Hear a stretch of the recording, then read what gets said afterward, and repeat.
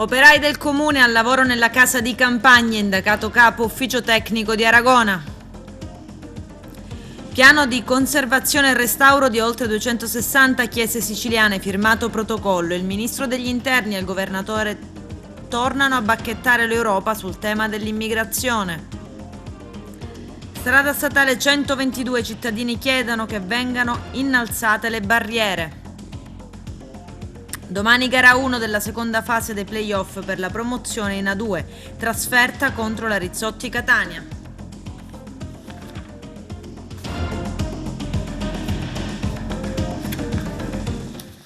Bentrovati gentili telespettatori al nostro appuntamento con l'informazione. Lavori nella casa di campagna utilizzando materiale e operai del comune di Aragona. Per questo motivo risulta indagato il capo dell'ufficio tecnico del comune, a cui i carabinieri, coordinati dalla procura di Agrigento, hanno notificato l'avviso di conclusione indagini. L'ipotesi di reato contestata al dirigente è peculato. Il nostro direttore Arturo Cantella. I lavori eseguiti a casa del capo ufficio tecnico del comune di Aragona erano fatti dagli stessi operai del comune. I materiali usati erano destinati invece a lavori da effettuare presso il ponte Zammuto, nei pressi della zona di Aragona, che con una delibera comunale li destinava a un cantiere presso un ponte medesimo. Oggi la conferenza stampa dei carabinieri, alla presenza del comandante della compagnia di Canicattì Pacifico e di quello della stazione di Aragona Scibetta, che hanno scoperto il tutto attraverso normali controlli effettuati. Infatti, in tal senso è stato notificato dagli stessi carabinieri della stazione di Aragona l'avviso di conclusione delle indagini preliminari, che contiene l'informazione di garanzia emessa dalla Procura della Repubblica di Agrigento nei confronti dello stesso dirigente dell'ufficio tecnico dei lavori pubblici del comune di Aragona, sul conto dei quali i militari nel corso di una rapida indagine hanno raccolto gli indizi di colpevolezza in ordine al grave reato di peculato. Nei fatti così in dettaglio, il 5 maggio del 2021 i carabinieri della stazione di Aragona sorprendevano 3 operai comunali mentre stavano edificando una recinzione presso l'abitazione di campagna dello stesso indagato. Per l'opera venivano utilizzati delle grandi reti metalliche e alcuni pali in ferro trasportati sul posto con un mezzo con le insegne del comune. Una delle reti metalliche era stata già trasformata in una cuccia per il cane da collocare nella proprietà del funzionario pubblico. Le indagini sono state coordinate dalla Procura della Repubblica di Agrigento e documentavano come il materiale in questione era stato acquistato con delibera del comune di Aragona e destinato al ripristino del muro di contenimento del ponte Zammuto. I carabinieri di Aragona inoltre verificavano che gli operai sorpresi presso quell'abitazione risultavano in quel momento effettivamente in servizio al comune. Era stato l'indagato loro superiore a comandarli di compiere quei lavori privati nella propria casa, disponendo anche l'utilizzo del camion di proprietà con le scritte dello stesso comune di Aragona. Proprio ieri abbiamo notificato l'avviso di garanzia di conclusione dell'indagine emesso alla Procura a carico di questo soggetto, il quale con un mezzo comunale, quindi che veniva utilizzato per i lavori comunali, e 3 operai del comune di Aragona, si è fatto trasportare presso la sua abitazione in campagna privata delle reti elettrosaldate che erano state precedentemente acquistate con delibera, fatturate e quindi pagate dall'amministrazione comunale di Aragona per la realizzazione di un muro di contenimento nel ponte di Zammuto in via Sicilia ad Aragona. Il soggetto in argomento si è portato gli operai che la mattina stessa abbiamo appurato avevano timbrato per andare al lavoro, distogliendoli quindi dal loro lavoro, portandoseli in campagna nella sua abitazione privata per farsi montare questa recinzione, di cui una di queste reti elettrosaldate era già stata trasformata precedentemente per fare una specie di cuccia per il cane con delle porte. E quindi il tutto è stato verificato dai carabinieri, dall'occhio vigile dei carabinieri che stanno sul territorio, i quali hanno comparato le varie reti elettrosaldate, che erano identiche, uguali, identiche a quelle del ponte Zammuto già installate, uguali, identiche ad altre reti che abbiamo trovato in altri luoghi del comune di Aragona, quindi proprietà di bene comunale distolto alla pubblica utilità del cittadino di Aragona. Ecco, l'indagine è conclusa perché è già stato notificato l'avviso di conclusione delle indagini ieri sera all'indagato, quindi a tutt'oggi l'indagine è chiusa. E la delibera c'era scritto che questi materiali erano destinati ai lavori del ponte Zammuto, no? Assolutamente sì, erano stati acquistati per la realizzazione di un muro di contenimento del ponte Zammuto. Il messaggio che vogliamo dare è che l'Arma dei Carabinieri ovviamente è sul territorio, costantemente sul territorio, e quindi controlla e oltre a prevenire chiaramente reprime qualsiasi tipo di reato, in questo caso un reato contro la pubblica amministrazione. Quindi gli operai coinvolti erano operai del comune allora? Assolutamente sì, operai del comune che hanno timbrato regolarmente la mattina con il cartellino, infatti abbiamo acquisito proprio il registro dei timbri, quindi abbiamo timbrato col cartellino per andare a lavorare, per fare operazioni di minuto mantenimento, loro sono utilizzati nel comune, invece sono stati distolti e portati in campagna in abitazione privata. Quindi non c'è un coinvolgimento dell'amministrazione attiva? Assolutamente no, è il singolo e abbiamo stigmatizzato il reato commesso da un singolo soggetto. A Porto Empedocle, in via Aldo Moro, una donna di 52 anni a bordo di una Golf ha investito un ciclomotore Piaggio Liberty 50 guidato da un minorenne, anziché prestare i soccorsi è scappata. Lanciato l'allarme, i carabinieri si sono recati sul posto e il ragazzo è stato trasferito all'ospedale di Agrigento. Nel frattempo delle ricerche la donna si è recata presso la stazione dei militari dell'Arma per denunciare il fatto. La stessa è stata denunciata per omissione di soccorso, mentre il ragazzo ha riportato lesioni facciali e trauma cranico giudicati guaribili in circa 20 giorni ed è stato sanzionato perché guidava senza aver mai conseguito la patente.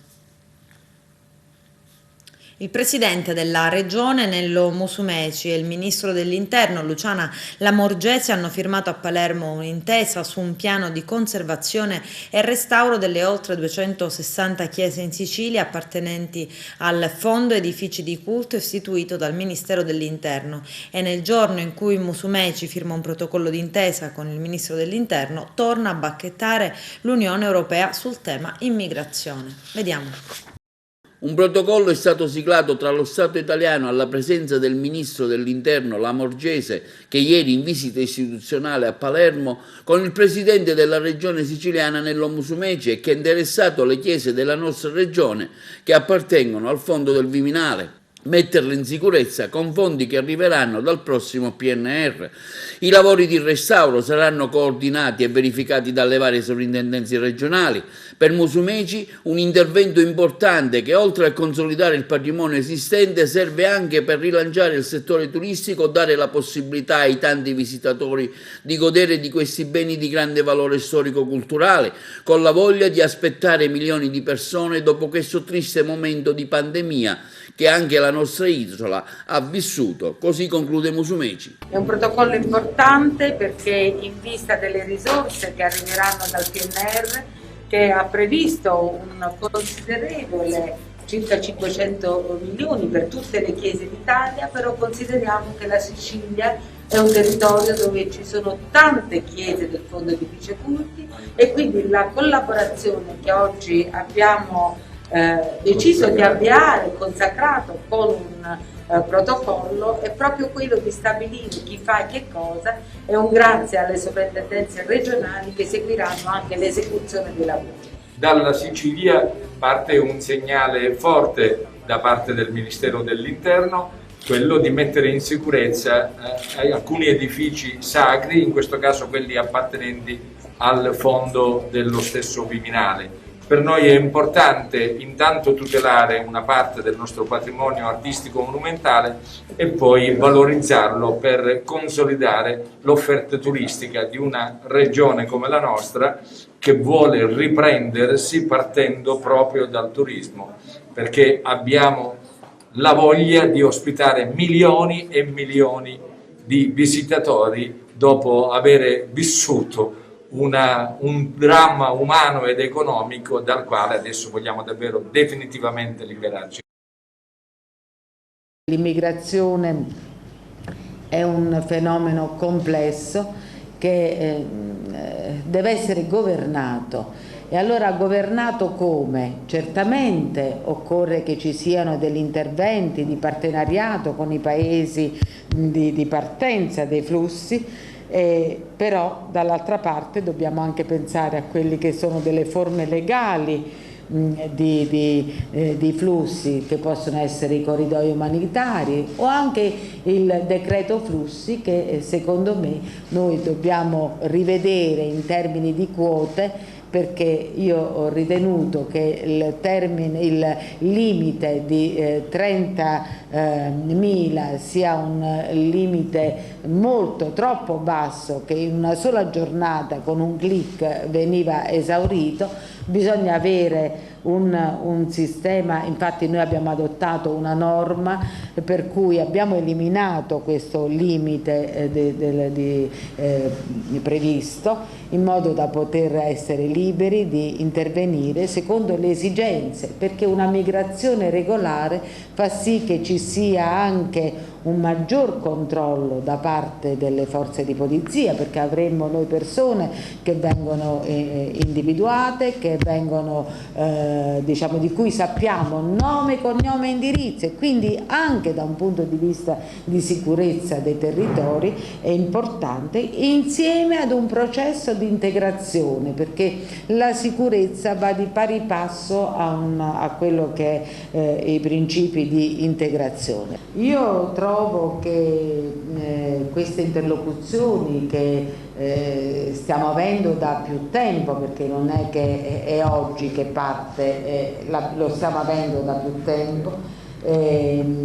Considerate che io un mese fa ero a Parigi, la scorsa settimana sono stata a Tunisi, ho interlocuzioni costanti con tutti i colleghi, con il ministro dell'interno tedesco, proprio per cercare di valorizzare quello che era l'accordo di Malta, che certamente non è che ha dato i frutti sperati, però vorrei anche ricordare dei numeri, perché nei primi 9 mesi del 2019 sono state ricollocate 125 persone e in 4 mesi ne sono state ricollocate circa 1000. Poi è intervenuta la pandemia e quindi ovviamente si è un po' bloccato, però secondo me noi su quello dobbiamo lavorare, perché se c'è l'accordo a livello di Europa di ricollocazione certamente obbligatorio sarebbe diciamo a quello noi avremmo questa ambizione. Però capisco anche che ci sono alcuni paesi che, tipo Visegrad, che non accetteranno mai.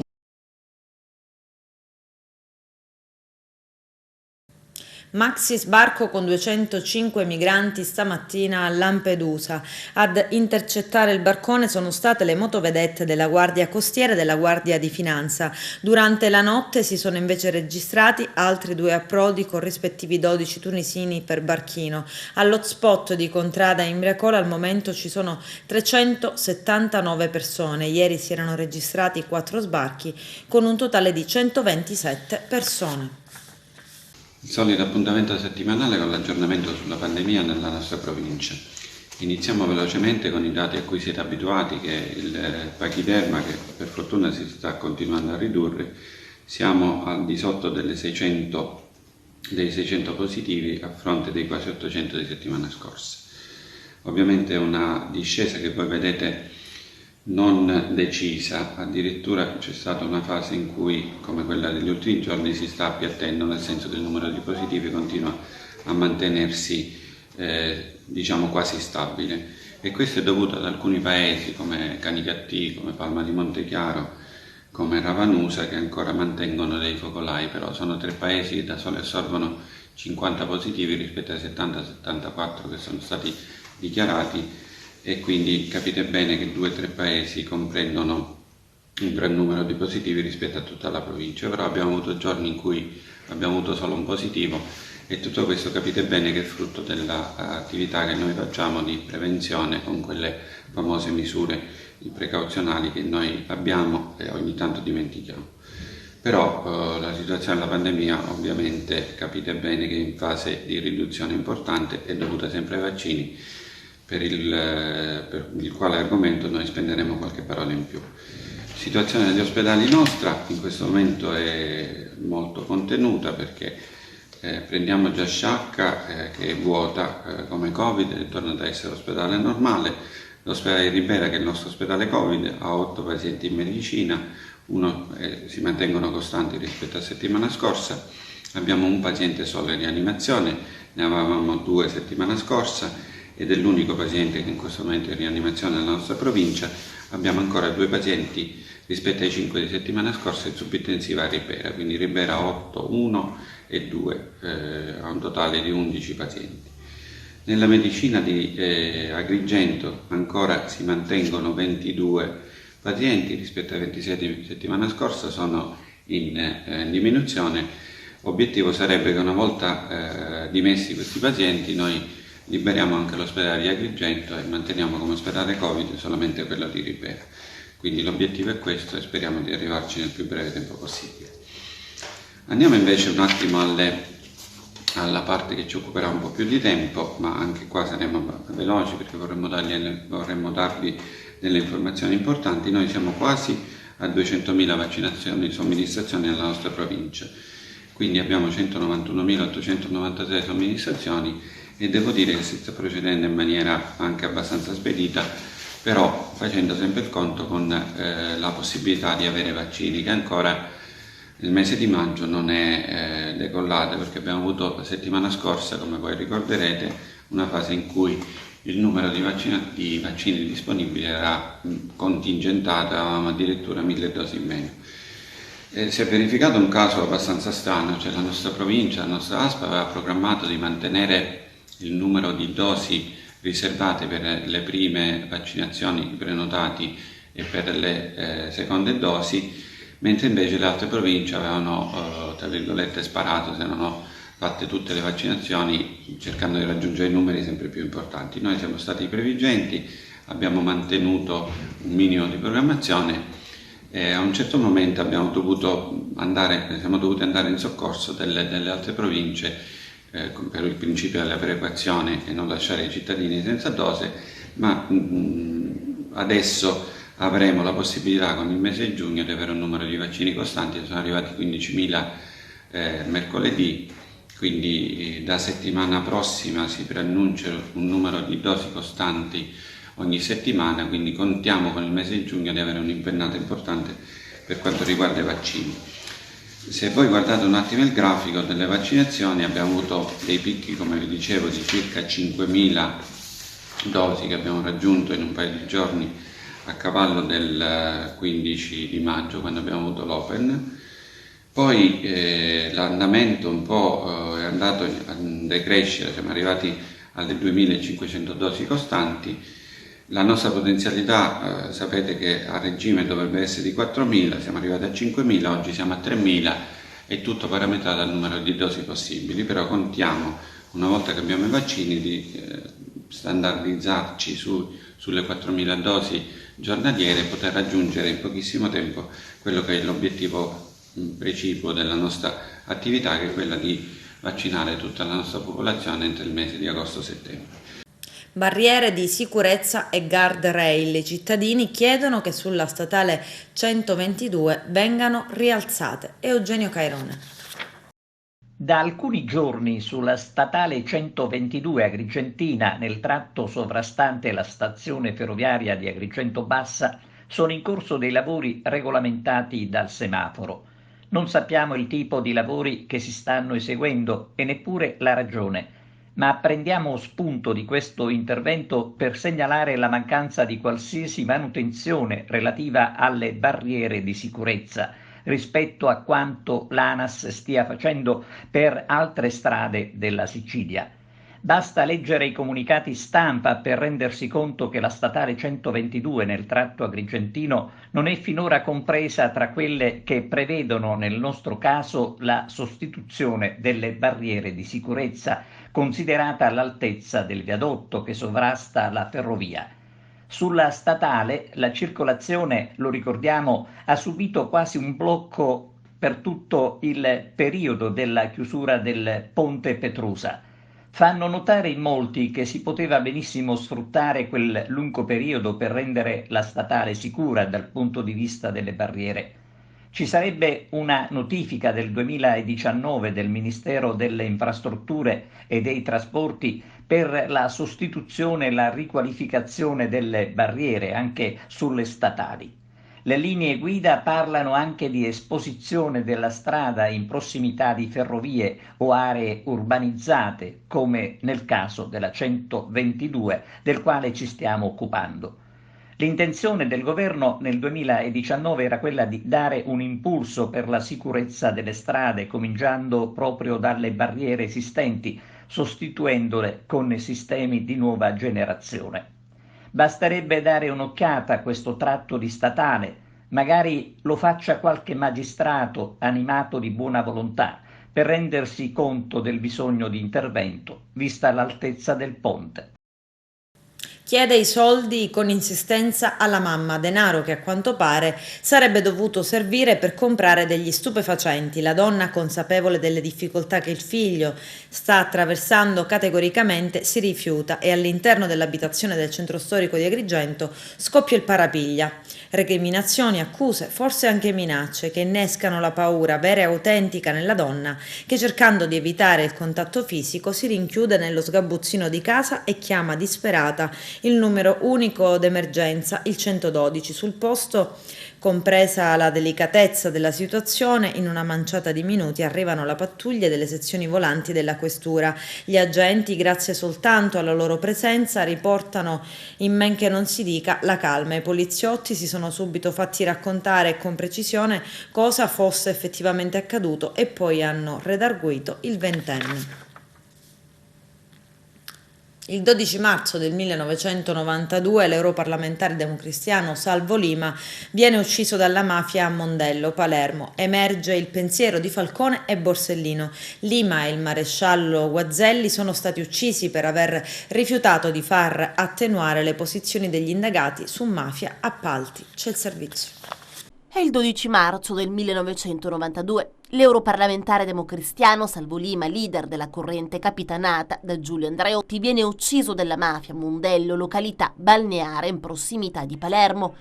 Al momento dell'agguato si trovava in compagnia di altre due persone, il professor Alfredo Livecchi e il dottor Leonardo Ligio, a bordo di una Opel Vectra. Subito dopo essere partiti ed aver percorso un breve tragitto, l'autovettura viene affiancata da una moto di grossa cilindrata con due persone a bordo, una delle quali esplode diversi colpi d'arma da fuoco, inducendo Livecchi, che si trova alla guida, a bloccare la vettura. Nel contempo Lima gridava "stanno ritornando" e tutti e tre gli occupanti si precipitavano fuori dall'abitacolo in cerca di scampo. Livecchi e Ligio avevano trovato riparo dietro il cassonetto della spazzatura e si erano accorti che Lima era disteso a terra, bocconi e privo di vita. Parliamo di un omicidio commesso per ordine di Totò Riina e di altri componenti della cupola, un omicidio che di fatto ha aperto la stagione stragista. Si è sempre detto, come si legge in sentenza, che la causale del delitto sarebbe consistita nella delusa aspettativa di un esito favorevole del maxiprocesso da parte della Corte di Cassazione con la sentenza del 30 gennaio 92. In realtà c'era chi intravedeva qualcos'altro. In una vecchia intervista rilasciata al Corriere della Sera, l'allora procuratore nazionale antimafia Piero Grasso disse qualcosa di più e che, assieme al verbale inedito che il dubbio ha potuto visionare, potrebbe cambiare la versione dei fatti e rafforzare ancora una volta la pista del dossier mafia appalti. Ma Falcone cosa pensava? Ora sappiamo che sia lui che Borsellino avevano capito che quell'omicidio, e non solo quello, era scaturito dal rifiuto di Lima di intervenire presso la procura di Palermo in merito al procedimento nato dal dossier mafia appalti che era stato elaborato su impulso di Falcone stesso dai Ross Mario Moro e Giuseppe De Donno. A rivelarlo è stato l'allora sostituto procuratore Vittorio Teresi, molti anni dopo conosciuto come uno dei PM del processo della presunta trattativa Stato-mafia. Parliamo di un verbale di assunzione di informazione del 7 dicembre del 1992, in cui viene sentito dal pubblico ministero Fausto Cardella della procura di Caltanissetta. Il verbale è stato di recente poi acquisito dalla Corte d'Appello di Palermo per il processo trattativa ormai alle battute finali. Insieme a Paolo Borsellino seguivo le indagini relative all'omicidio del maresciallo Guazzelli, racconta Teresi innanzi al PM di Caltanissetta. A questo proposito riferisco di quanto appreso da Borsellino. Il maresciallo Guazzelli sarebbe stato il referente del ROS, in particolare del generale Subranni nella provincia di Agrigento. Per questa sua qualità il maresciallo sarebbe stato un giorno avvicinato da Sino, Angelo e da Cascio Rosario, nei confronti dei quali il ROS stava sviluppando un'indagine al fine di indurlo ad attenuare la loro posizione nell'inchiesta. Teresi prosegue: il maresciallo Guazzelli non solo avrebbe rifiutato di interporre i suoi buoni uffici presso il ROS, ma addirittura avrebbe trattato in così malo modo il Sino e il Cascio che il primo uscito dalla casa del Guazzelli si sarebbe sentito male. Ed ecco che Teresi spiega cosa gli raccontò Borsellino, ovvero che andato a vuoto questo primo tentativo, il Sino si sarebbe rivolto all'onorevole Lima affinché questi intervenisse sul procuratore Giammanco tramite l'onorevole D'Acquisto al medesimo fine. In sostanza, secondo l'opinione concorde di Paolo e Giovanni, l'onorevole Lima non sarebbe stato in grado, o peggio, non avrebbe voluto influire sulla procura di Palermo per alleggerire la posizione di Sino, tant'è che questi fu arrestato. Come ha scritto l'allora GIP Gilda Forti nella sua ordinanza di archiviazione del 2000, risulta assolutamente certo che l'informativa del febbraio del 1991 denominata Mafia Appalti fu illecitamente divulgata prima della emissione dei provvedimenti restrittivi.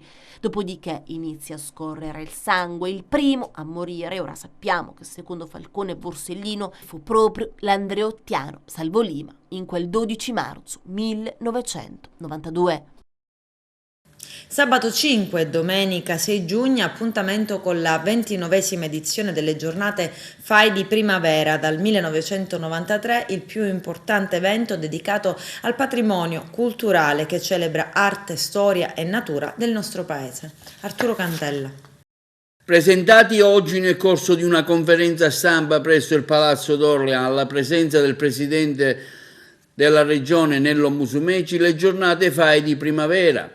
Alla conferenza di oggi hanno partecipato il presidente del FAI regionale Giuseppe Taibbi, gli assessori regionali rispettivamente ai beni culturali e all'economia Alberto Samonà e Gaetano Armao, il sindaco di Palermo Leoluca Orlando, il comandante della regione Carabinieri di Sicilia generale Rosario Castello e Marco Magnifico, vicepresidente esecutivo del FAI. Hanno seguito la presentazione in videoconferenza le delegazioni FAI della Sicilia. L'apertura dei giardini zoologico e botanico è prevista dopo le giornate FAI di primavera in Sicilia, dove apriranno al pubblico sabato 5 e domenica 6 giugno prossimo. Aree archeologiche, musei, orti botanici, itinerari naturalistici e borghi storici. 42 luoghi in tutta la Sicilia poco conosciuti e inaccessibili. La manifestazione del Fondo per l'Ambiente Italiano è realizzata con il patrocinio del Ministero della Cultura, della Regione Siciliana, il supporto della Protezione Civile, della Croce Rossa Italiana, dell'Arma dei Carabinieri, che in Sicilia aprirà ben 7 caserme storiche. L'edizione di quest'anno è stata inoltre insignita della targa del Presidente della Repubblica e ancora una volta consentirà ai siciliani di scoprire luoghi più o meno conosciuti del patrimonio culturale dell'isola grazie al lavoro dei volontari, delle delegazioni e dei gruppi FAI, che con entusiasmo dimostra la voglia di Italia e fiducia nel Paese, come anche ha commentato Giuseppe Taibbi, presidente del FAI Sicilia. La Sicilia si accredita come una delle mete e delle tappe preferite al mondo per il turismo. Partire dal turismo naturalistico, partire dal turismo culturale, credo sia un'ambizione che abbiamo il dovere con l'assessore Samonà e con l'assessore Messina di inseguire e di realizzare. Ed anche quest'anno aggiungiamo all'itinerario tradizionale l'apertura dei giardini del Palazzo del Governo, giardino zoologico e giardino botanico, perché i giovani, ma non soltanto i giovani, possano apprezzare questo angolo straordinario della natura che abbiamo voluto preservare, abbiamo voluto mettere in regola con la legge e che adesso, proprio nelle giornate del FAI, consegneremo alla pubblica fruizione. La novità principale è dare il messaggio che l'Italia si è riaperta, che la fiducia deve animare i nostri cuori, che la bellezza dell'Italia è il driver per l'Italia del futuro. Ma devo aggiungere una cosa da uomo del Nord. Voi del Sud non avete idea che cos'è il Sud per uno del Nord. Venire al Sud per uno del Nord è un'iniezione di vita, di fiducia, di forza fisica, di gioia. Per cui sono felice di essere a Palermo e sono felice che le giornate di primavera si possano svolgere anche qua, perché nel resto d'Italia si sono svolte 2 settimane fa. Voi eravate arancioni, ora finalmente siete gialli, evviva! Adesso c'è la pubblicità, a tra poco vi aspetto. Rifiuti, emergenza a Messina, tolto l'ultimo cassonetto, ma la città è una discarica. Vediamo. Il problema è che non si può celebrare come un evento storico quello che sarebbe in un'altra città un evento storico nel momento in cui la città vive avvilita, avvolta dai rifiuti. Non parliamo soltanto delle zone centrali, parliamo soprattutto delle zone più pregiate, quelle turistiche, quelle della zona nord, ma anche nei villaggi della zona sud e in periferia. In generale c'è una mancanza completa di un lavoro capillare che dovrebbe andare in tutte le periferie a scovare casa per casa, via per via, esattamente tutta la sporcizia che c'è. Non parliamo di una sporcizia recente, tranne i grandi interventi che sono stati fatti sulle vie principali della città, anche in periferia. In generale le viuzze, le strade meno battute, dove vive l'80% della popolazione e che sono fuori dagli occhi, diciamo, dei festeggiamenti del sindaco, vivono in condizioni disperate. Sinceramente sfido chiunque degli ascoltatori e dei cittadini messinesi a andare fuori casa, oggi stesso, in questo momento esatto, aprire il portone di casa, vedere per strada che cosa si troverà. Il sindaco De Luca è molto capace, grandissimo parolaio nel rimpallare responsabilità altrui. Un giorno è Voldemort, il giorno dopo è Musumeci, il giorno dopo è La Paglia, il giorno dopo è qualunque altro personaggio che non sia lui. Ricordiamo al sindaco De Luca che lui sta governando questa città da 3 anni. Se la città è così, la responsabilità non è più dell'epoca della bomba, no? Dobbiamo iniziare a capire chi è che oggi governa la città, ha dei nomi e dei cognomi. È chiaro che lui dovrebbe fare un'operazione verità oggi, a distanza di 1 anno, a dire scusate, allora ho sbagliato, dobbiamo rettificare, perché altrimenti le sue parole restano come sempre grandi bolle di sapone che non hanno nessuna consistenza, come oggi si sta verificando. La Tari è la più alta d'Italia e il servizio corrisposto è tra i peggiori in assoluto in Sicilia, quindi queste 2 cose vanno equilibrate. Ma il sindaco De Luca lo ricorda o no che sta governando questa città? Primo. In secondo luogo, il sindaco De Luca vuole fare o no un'operazione verità su quali sono le condizioni effettive della nostra città e perché non sono quelle che ci si aspettava 1 anno e mezzo fa? Si chiama assumersi responsabilità di amministrare, non perché deve essere per forza il più bravo e il più bello, ma perché deve avere il coraggio di dire ho sbagliato, bisogna correggere. È una cosa molto umana, è una cosa che gli farebbe molto onore.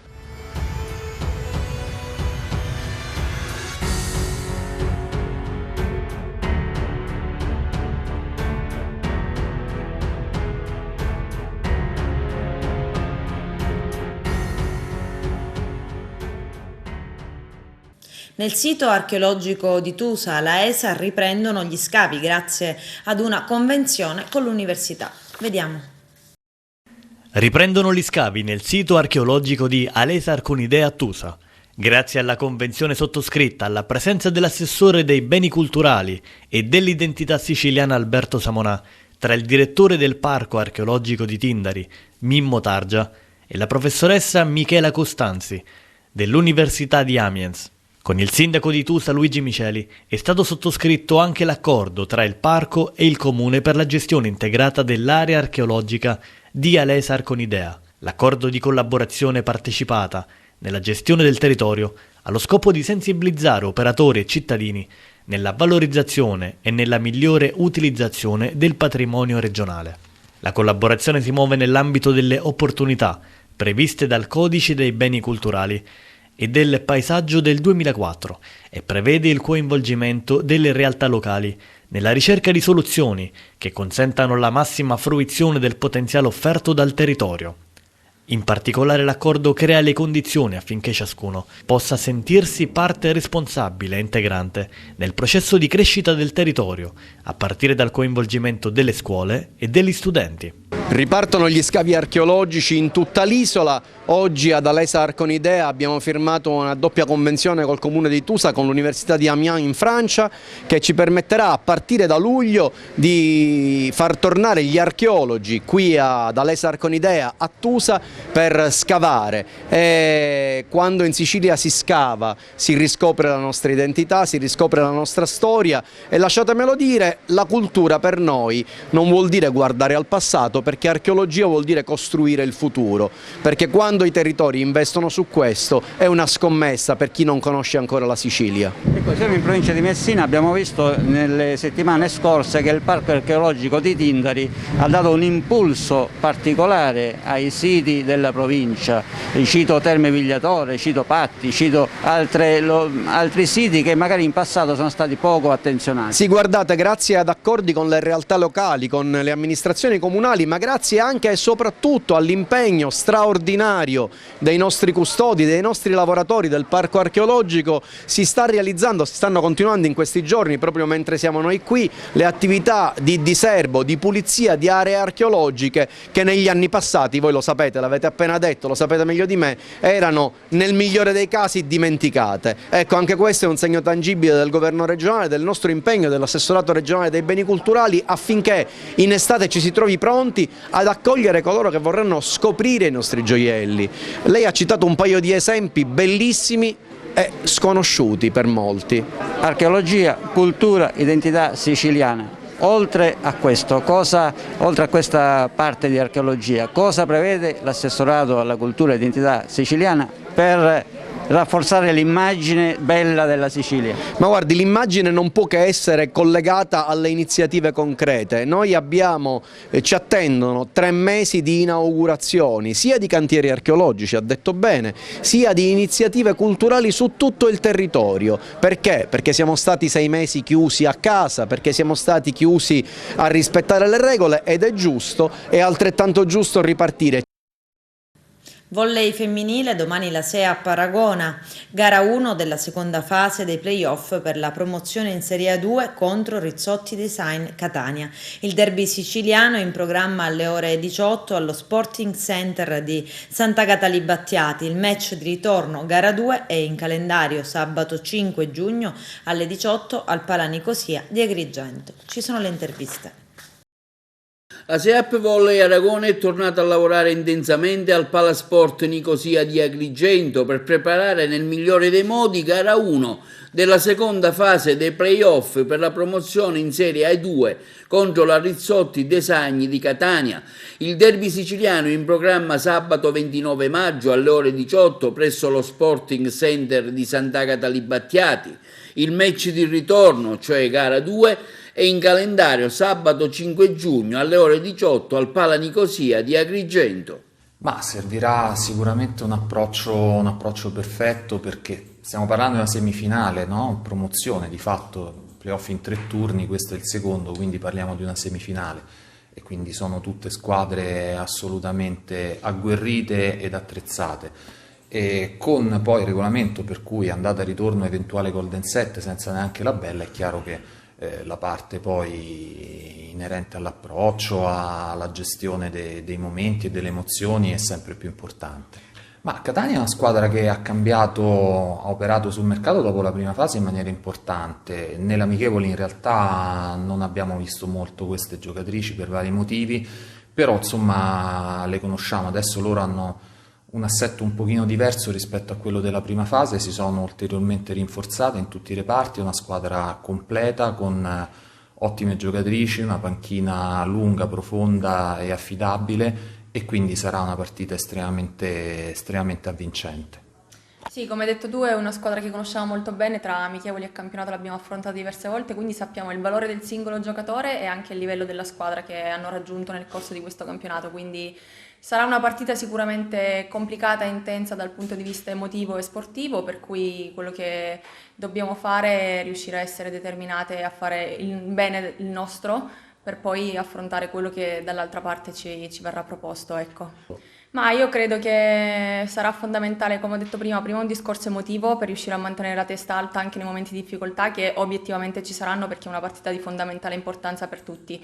Il fondamentale sicuramente che farà la differenza sarà la difesa, perché come dicono sempre una squadra si vede tanto, l'animo di una squadra si vede alla difesa, quindi sarà fondamentale riuscire a mettere tutto quello che abbiamo nella difesa e poi nel realizzare quello che servirà per mettere il punto a terra. Come ho ridetto tante volte, una Aragona decisa, e consapevole di quello che sa fare, e secondo me queste partite andranno giocate più che altro. Allora, dobbiamo pensare a divertirci prima di tutto, perché se ci divertiamo anche le cose ci vengono più facilmente. È una partita insidiosa, cioè lo sappiamo, la tensione sarà tantissima, ma penso che la motivazione sia l'arma principale per riuscire a portarla a casa. Guarda, è una risposta che è molto ambigua, nel senso che ogni partita ha delle caratteristiche diverse e quindi sicuramente il fattore campo fa tanto. E quindi noi dovremmo cercare di sfruttare ovviamente la gara di ritorno, ma anche di trarne tanto vantaggio da quello d'andata in casa loro. I loro punti di forza sono sicuramente l'attaccante nuovo che ha preso, Nielsen, hanno preso anche Merceca, il nuovo centrale, ma anche le altre che erano già lì non sono sicuramente da sottovalutare. Ti ripeto, secondo me la partita la dovremmo impostare, cercare di impostarla noi. I ragazzi della società Juvesanta del quadrivio Spinasanta di Agrigento si ritrovano dopo 50 anni ed hanno un obiettivo: intitolare un impianto sportivo al mecenate del calcio giovanile agrigentino Pietro Baldacchino. Il servizio di Carmelo Lentini. La nostalgia di ritrovarsi dopo quasi 50 anni ha spinto i ragazzi della Juvesanta degli anni 70 a ritrovarsi sul mezzo più diffuso per eccellenza, vale a dire il WhatsApp. Non a caso il gruppo prende la denominazione Quelli della Juvesanta, che ha come fine non solo di ritrovarsi e dialogare ricordando i tempi passati e scambiare foto dell'epoca, ma di rievocare degnamente l'ideatore e fondatore Pietro Baldacchino. Quest'ultimo ebbe una innata passione, un talent e scouting che precorse i tempi e riuscì a lanciare parecchi giovani nostrani nel mondo del calcio dilettantistico e professionistico. L'idea è nata grazie a Totò Barone, ex attaccante del Canicattì, e Giulia Longi, promettente guardiapali di allora. Il gruppo ha un'idea comune: intitolare una struttura sportiva a Pietro Baldacchino, che ricordiamo vinse con il torneo Acquavera uno stadio che non fu mai realizzato per mancanza di un'area. Diventò un vero cruccio per l'appassionato Baldacchino, che cercò in ogni modo di sensibilizzare l'allora amministrazione comunale senza tuttavia realizzare questo sogno. E a dargli questa straordinaria soddisfazione furono proprio i suoi ragazzi, proprio quelli della Juvesanta. Ricordiamo questi giovani di allora: Totò Messina, Enrico Barraco, Enzo Cardella, Piero Mazzarella, Franco Barragato, Peppe Vinti, Alfonso Russo, Sandro Parisi, Edoardo Salemi, Gigi Riu, Peppe Pogliari, Paolo Paradisi, Carmelo Celauro, Giovanni Lobrutto, Alfonso Di Francesco, Pietro Salemi, Alfonso Gallina, Carmelo Callari, Pippo Continuo, Piero Montalbano, Lillo Vinti, Dino Matrona, Carlo Palamenchi, Raffaele Campione, Carmelo Caramanno, Totò Fregapane, Totò Patti e Gregorio Posante. Molti di questi militarono poi in prima categoria con l'Agrigentina. Con questo è tutto, termina qui l'edizione del telegiornale. Grazie per la gentile attenzione e per essere stati con noi. A presto.